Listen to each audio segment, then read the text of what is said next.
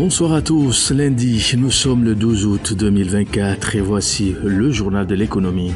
Adenia Partners Capital Investisseur incorporé à Maurice a cédé la totalité des actions qu'il détient dans le groupe Omoa, la société de Private Equity SPE Capital. Cette cession est la 8e et dernière sortie du fonds Adenia Capital Tree, lancé en 2012 et doté de 96 millions d'euros. Cette sortie survient 12 ans après l'investissement initial au sein du prestataire de services intégrés de paiement Omoa Group. La firme de Private Equity soutient avoir mis en œuvre une série d'initiatives stratégiques de création de valeur afin de faire évoluer le modèle commercial d'Omoa vers des services à plus forte valeur ajoutée. Actif dans 11 pays d'Afrique de l'Ouest et du Centre, Omoa s'appuiera sur son nouvel actionnaire pour soutenir ses plans de développement. L'actualité économique, c'est aussi le Mozambique où la holding des services financiers Vista Group Holding a obtenu l'ensemble des autorisations réglementaires et financières nécessaires en vue du rachat des parts de Société Générale Mozambique. Les conditions suspensives levées ont permis à la holding du banquier burkinabé Simon Touré de boucler le rachat de 65% du groupe français au sein de sa filiale. Vista Group a poussé plus loin en acquérant des parts d'autres actionnaires minoritaires, ce qui porte désormais sa participation à 100% au groupe de cette banque. Le groupe Vista a gardé confidentiel le montant déboursé pour cette acquisition ainsi que l'origine des fonds. Direction Tanzanie où la présidente Samia Suluhu Hassan a procédé au lancement du chantier de construction d'une usine de fabrication de cigarettes basée à Morogoro. D'un coût total de 300 millions de dollars US, le projet est mis en œuvre par la Serengeti Cigarette Company. Selon Ahmed Ouel, président de l'entreprise, l'usine sera dotée d'une capacité de traitement de 20 000 tonnes de tabac par an.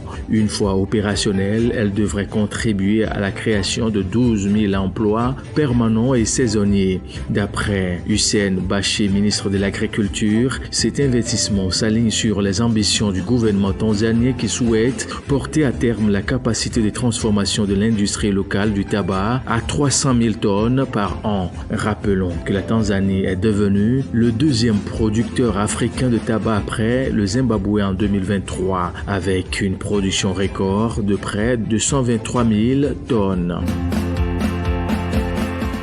Parlons Guinée à présent. Mamadi Kandé, conseiller principal chargé des questions de production et d'alimentation animale au ministère de l'Agriculture, a présidé le 7 août dernier la cérémonie de réception d'un lot de plus de 300 équipements agricoles au profit des agriculteurs. D'une valeur totale de 22 millions de dollars, ce lot d'équipements est constitué entre autres des tracteurs, de sonneuses-batteuses, de moulins à céréales, de décortiqueuses, de tricycles, de motocyclistes. Selon le responsable, il s'agit d'une donation de la Banque islamique de développement dans le cadre du projet de développement rural intégré.